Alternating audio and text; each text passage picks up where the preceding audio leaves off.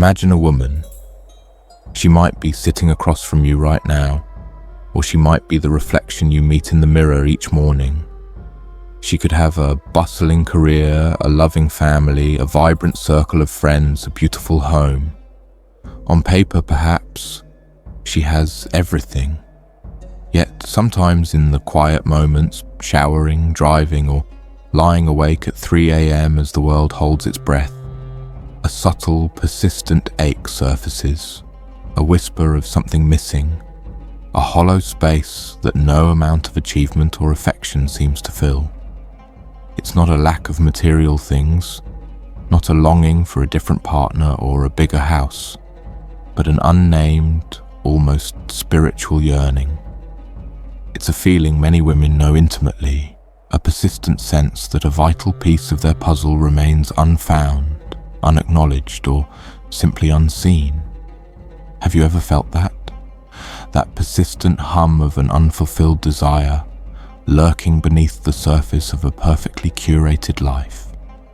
What if this isn't just a personal failing or a vague dissatisfaction, but a profound human craving, one that society has often conditioned us to ignore, misinterpret, or even dismiss?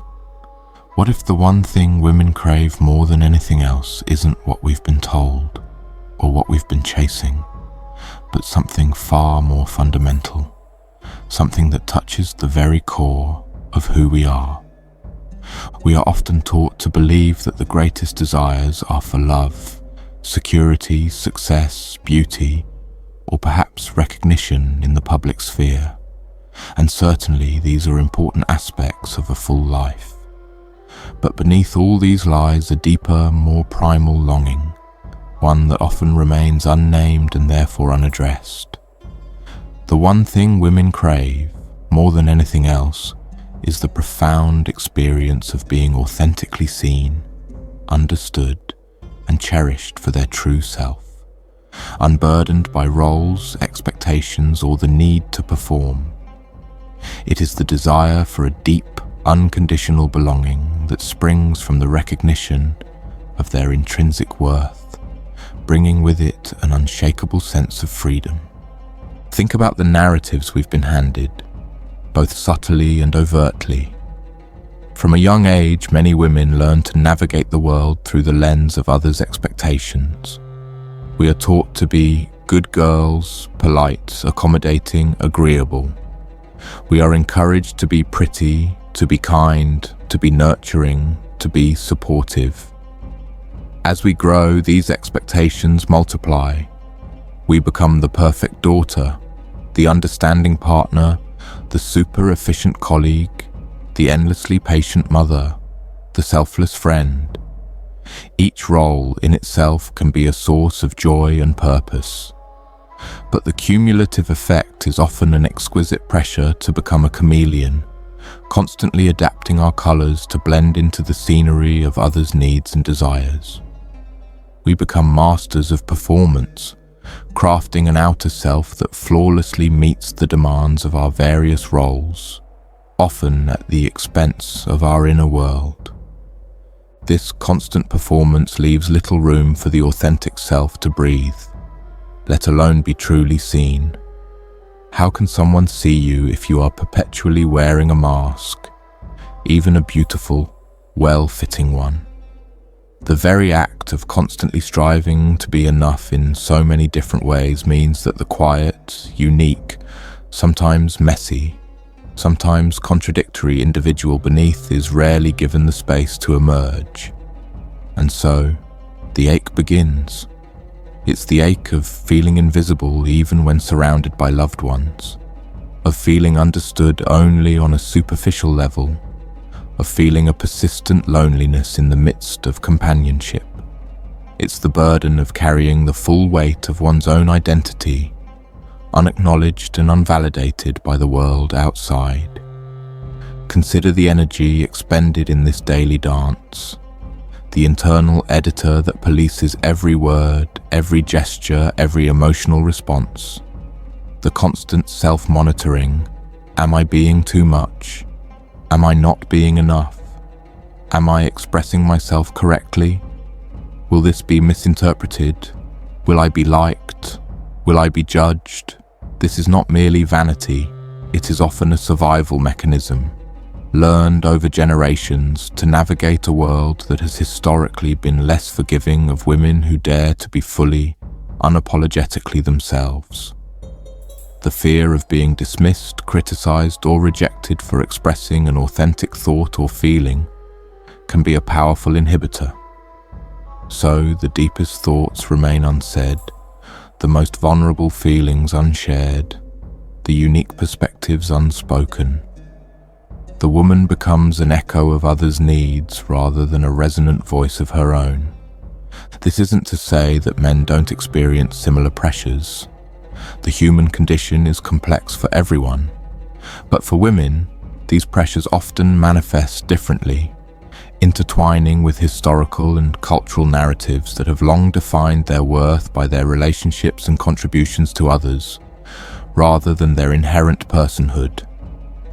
A woman's sense of self is frequently outsourced, tied to her value as a partner, a mother, a caregiver, a professional who performs well. Rarely is her worth simply accepted for the exquisite complexity of her being, irrespective of what she does or provides. And so the craving for authentic recognition becomes an almost spiritual hunger. It's a yearning not just for love, but for a love that sees all of her, the light and the shadow, the strength and the vulnerability, the wildness and the wisdom, and says, yes, you, all of you, you are welcome here, you belong. When we talk about being authentically seen, we're not talking about a casual glance or a surface-level compliment. We're talking about a gaze that penetrates beyond the roles and the masks, that recognizes the unique flicker of her soul.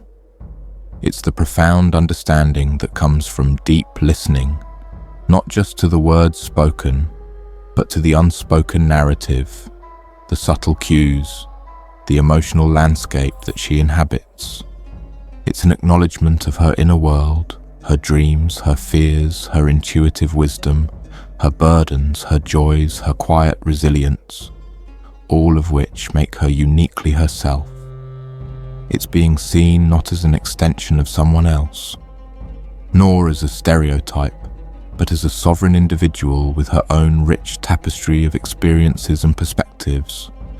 And from this deep seeing flows unconditional belonging.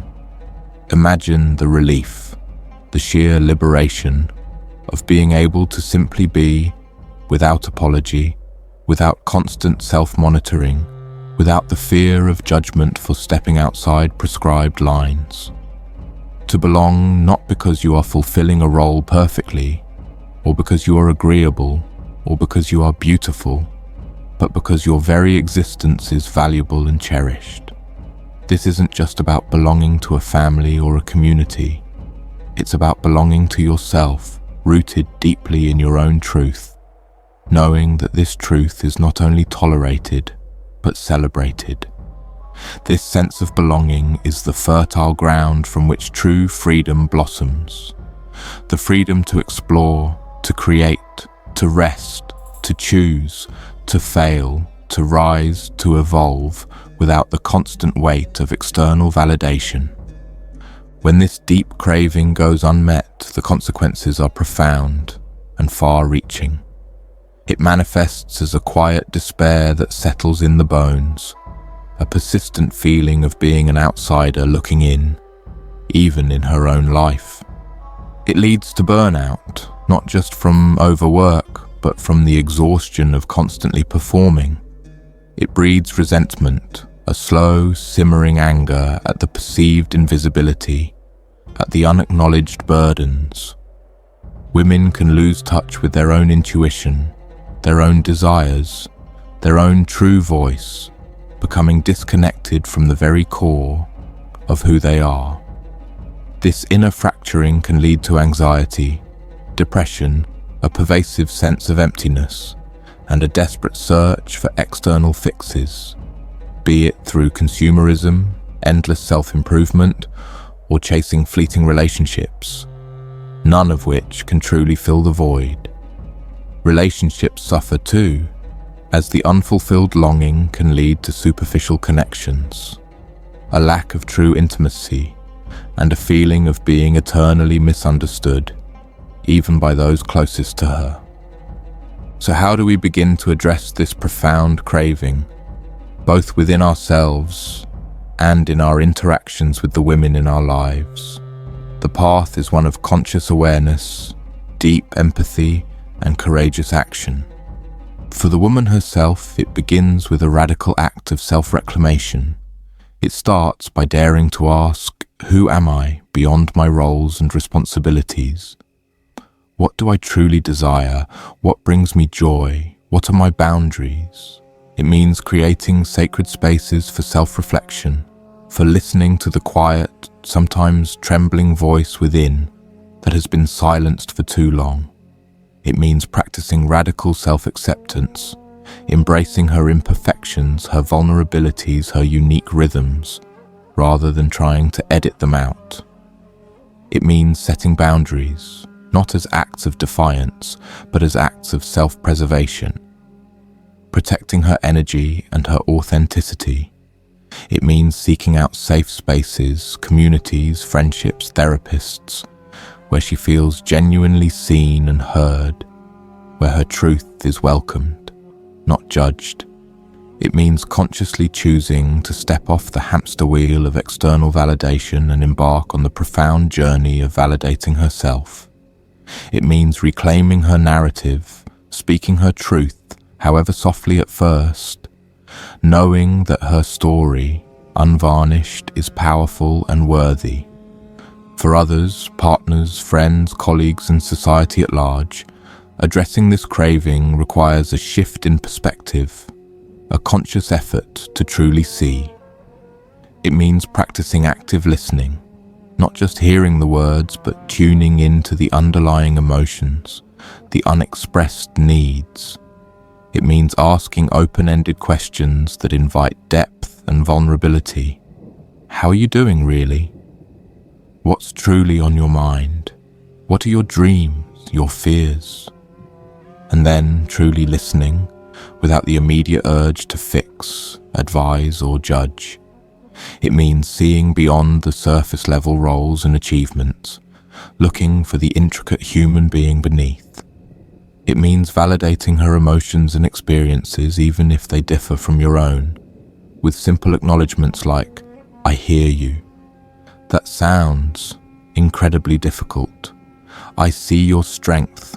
It means creating space for authenticity, encouraging her to express herself, even when her truth might be uncomfortable or challenging.